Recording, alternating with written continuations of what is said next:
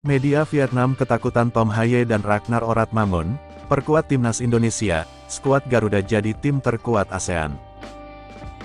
Media Vietnam, Soha.vn, ketakutan melihat Ragnar Oratmangun dan Tom Haye segera memperkuat timnas Indonesia. Soha mengatakan jika dua nama ini memperkuat timnas Indonesia, skuad Garuda bakal menjadi tim terkuat di ASEAN. Sekadar diketahui, proses naturalisasi Ragnar Oratmangun dan Tom Haye tengah berlangsung.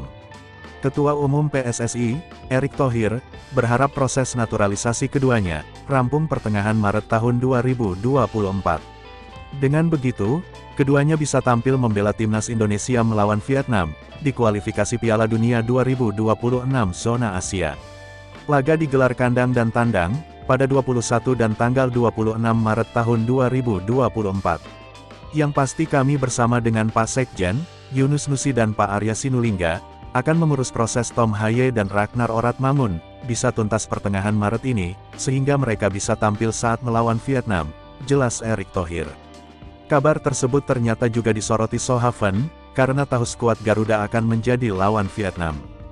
Dalam artikelnya, mereka mengklaim timnas Indonesia bakal menjadi tim terkuat di ASEAN, jika diperkuat Tom Haye dan Ragnar Oratmangun. Presiden Thohir mengatakan, Indonesia akan menaturalisasikan dua bintang Belanda lagi, untuk bersaing dengan Vietnam. Jika Haye dan Oratmangun hadir, timnas Indonesia memang akan memiliki skuad yang sangat kuat, bahkan bisa dibilang terkuat di Asia Tenggara, imbuh Soha. Pernyataan Soha.vn di atas bukan tanpa alasan. Sebab, Tom Haye yang mempunyai darah keturunan Indonesia, dari kakeknya berasal dari Solo, dan neneknya asal Sulawesi itu, kini bermain untuk SC Heerenveen, klub Liga 1 Belanda. Pemain 29 tahun itu, telah mengoleksi 22 laga di semua kompetisi musim ini. Sementara itu, Ragnar Oratmangun memiliki darah Indonesia dari kakeknya yang berasal dari Maluku. Pemain 26 tahun yang berposisi penyerang atau pemain sayap itu, kini membela Fortuna Sittard, klub Liga 1 Belanda, dengan status pinjaman dari FC Groningen, dan memiliki 22 laga di semua kompetisi musim ini. Lanjut ke berita selanjutnya. Justin Hubner makin perlihatkan taringnya di Inggris, pandit senior ini sebut dia semakin berkembang di Wolves, efek gabung timnas Indonesia. Justin Hubner baru saja membawa timnya Wolves U21, meraih kemenangan yang telak atas West Brom U21. Dalam lanjutan pertandingan Premier League 2, atau Premier League U21 itu, Justin Hubner bahkan didapuk menjadi kapten. Menurut pengamat sepak bola Bung Binder, penting untuk para pecinta sepak bola Indonesia, mengikuti perkembangan pemain naturalisasi timnas. Pertama-tama, kita harus memahami teman-teman betapa pentingnya pemain-pemain diaspora Indonesia, yang sekarang mulai membela timnas Indonesia, kata Bung Binder. Sebab, dengan kehadiran pemain-pemain naturalisasi inilah, mulai terlihat perubahan yang signifikan dalam cara bermain timnas Indonesia, apalagi ketika bermain di Piala Asia lalu.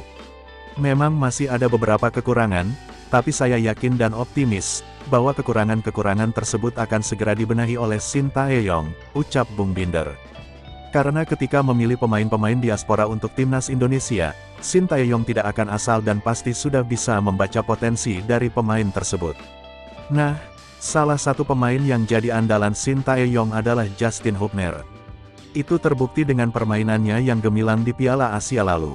Padahal di Piala Asia lalu, Shin Tae-yong memainkan Justin sebagai gelandang bertahan. Meski posisi naturalnya adalah di center back, bersama Wolves U21, dia bahkan bisa bermain di fullback kiri. Artinya Justin Hubner adalah pemain serba bisa. Ini tentu adalah keuntungan bagi timnas Indonesia, karena Shin Tae-yong punya beberapa opsi bagi Justin Hubner, terangnya. Menariknya, pemain berusia 20 tahun ini, bisa bermain di posisi manapun, bermain dengan karakter permainan sebenarnya. Artinya, walaupun dia bermain sebagai center back, dia akan bermain agresif. Begitu pula ketika dipasang di gelandang bertahan, dan fullback sebelah kiri. Dia adalah tipikal pemain yang berani mengambil inisiatif, untuk membantu serangan. Selain itu juga, dia punya visi untuk membagi bola. Pada sektor gelandang, ia adalah pemain yang bisa melakukan filter serangan lawan. Dia adalah pemain komplit yang bisa mengawal lini pertahanan, dan melakukan pressing serta membagi bola. Pemain-pemain seperti ini, teman-teman sangat langka di dunia sepak bola. Bisa saja ada pemain yang bermain di beberapa posisi, tapi belum tentu dia bisa bermain sama bagusnya, jelas Bung Binder. Saya nonton cuplikan dia main bagi Wolves U21, bagus. Main di fullback sebelah kiri, dia juga bisa overlap, dia melakukan tackling-tackling yang keras juga, tapi bersih, imbuhnya. Justin Hubner juga berani melakukan pressing, yang artinya, dia punya kepercayaan diri tinggi dan IQ mumpuni, karena bisa mengambil inisiatif dalam membangun serangan, dan membagi bola secara akurat. Kalau seorang pemain bisa membagi bola secara akurat, artinya dia punya naluri menyerang yang baik. Jika dia punya naluri menyerang yang baik, artinya akan bertambah opsi bagi tim tersebut, katanya. Hal itu jugalah yang ditunjukkan oleh Justin Hubner, ketika membela timnas Indonesia di Piala Asia lalu. Maka dari itu, Shin Tae-yong memilih memasang Justin di lini tengah, sebagai gelandang bertahan. Perannya mendukung Ivar Jenner, agar mereka bisa silih berganti ikut dalam proses membangun serangan. Di atas semua kelebihannya itu, tentu dia juga punya kelemahannya, yang kadang-kadang terlambat untuk recover position, ujar Bung Binder. Walaupun dia kadang-kadang terlambat, tapi dia bisa cepat cover up. Pemain seperti inilah yang bermanfaat, ketika ada pemain lain dari timnya yang out of position. Nah, itulah yang membuat Justin Hubner ini menjadi pemain yang sangat penting bagi timnya. Bahkan dia pernah menjadi bagian dari tim Wolves Senior, ketika mereka berhadapan dengan Arsenal. Walaupun dia berada di bangku cadangan, tapi kan bisa promosi ke tim senior juga sudah hebat, kata Bung Binder. Pemain seperti Justin Hubner ini, yang tentunya bisa menjadi inspirasi bagi pemain-pemain muda lainnya di Indonesia, bahwa menembus Premier League bukan hal mustahil. Artinya apa? Pemain-pemain kita juga punya peluang. Memang tidak akan mudah, tapi peluang tersebut tetap terbuka, jika memang mereka berlatih keras dengan cara yang benar, dan punya fisik yang kuat, terangnya. Publik pecinta sepak bola Indonesia berharap Justin Hubner bisa bermain di Piala Asia U23. Mengingat lawan-lawan timnas Indonesia U23 nanti, adalah tim-tim yang kuat seperti Qatar, Australia, dan Yordania. Meski Piala Asia U23 tidak termasuk dalam kalender FIFA, akan tetapi, jika memang Justin tidak dilepas oleh klubnya, tidak masalah menurut Bung Binder. Biar dia berkembanglah di klubnya, kan karena sekarang dia sudah menjadi pemain yang penting, katanya. Biar karir dia ini terus menanjak.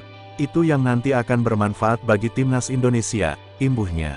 Menarik untuk dinantikan, apakah Justin Hubner bisa melepas klubnya untuk membela timnas Indonesia U23, di Piala Asia U23, mulai dari pertandingan pertama, yang berat lawan tim tuan rumah Qatar, pada tanggal 15 April.